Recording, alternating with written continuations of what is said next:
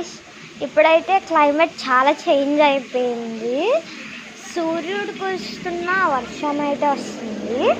ఇలాంటప్పుడు ఏదో ఒక మంచి పని చేయాలనిపిస్తుంది మాలాంటి వాళ్ళకి. సో వర్షం పడుతున్నా కూడా బయట కెమెరా చూపిస్తున్నా. అంటే ట్రీస్ నాటాలని ఎప్పటి నుంచో ఉంది. గ్లామరస్గా కనిపిస్తున్నాయి ట్రీస్. వాటర్ పడింది కదా, ఎంత క్యూట్గా కనిపిస్తున్నాయి చూడండి. వావ్, చాలా బాగుంది. అండ్ ఈ పైన మెట్లు ఎక్కేస్తే చాలు, ఇంకా ఇక్కడ స్వరాజ్యం అంతా కనిపించిపోద్ది. ఇదంతా మేము నాటిన చెట్లే. ఇంకా నాటాలని అంటే బేబీ ప్లాంట్స్ని చూడాలని ఉంది. సో అందుకని పాట్స్లో చెట్లు వేస్తే సరిపోద్ది.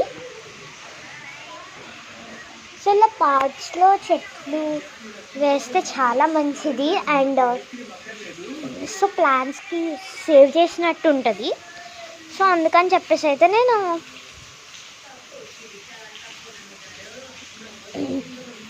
చాలా బాగుంది. క్లైమేట్ అయితే అదిరిపోయింది. అండ్ సూర్యుడు పడుతున్నా కూడా వర్షం నీళ్ళలాగే పడుతున్నాయి. నమ్మరంటారా? ఒకసారి చూడండి, కింద సూర్యుడు పైన ఉన్నారు, పైనుంచి వర్షం పడుతుంది. అది చూడండి, రోడ్స్ మొత్తం బ్లాక్ అయిపోయింది.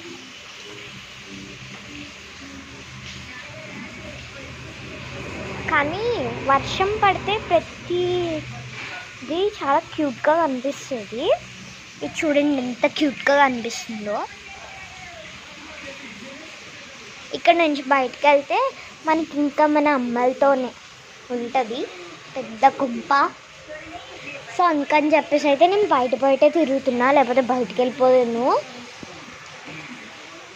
వర్షం పడుతుంది కదా, ఇది ఒక కోఇన్సిడెంట్ లాంటిది. ఎందుకంటే ఇంత వర్షం పడుతున్నా కూడా నేను తడవట్లేదు కదా, అంది. ఫ్యామిలీ అంతా బయట ఉన్నారు, నేనే బయట తిరుగుతున్నాను. అసలు ఏమున్నాయని కూడా తెలీదు, మొత్తం వర్షం ఉంది. నా సైకిల్ వర్షంలో తడిచేసింది. నా సైకిల్ వర్షంలో తడిచేసింది. గోడలు చూడండి, గోడల మీదకి తన్నుకుంటూ వచ్చేసింది. Oh my God. ఇక్కడ కింద మొత్తం వర్షము, నీటి అసలు బాగాలేదు.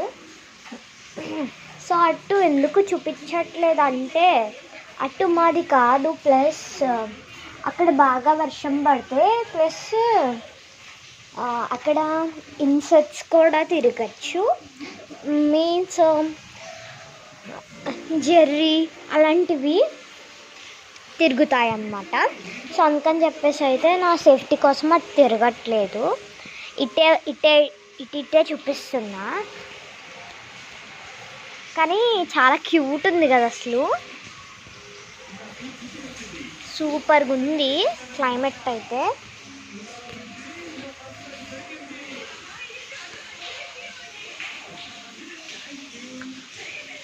మీకు ఇంకో వీడియోలో ఇన్సెక్ట్స్ ఏమైనా వస్తే చూపిస్తా.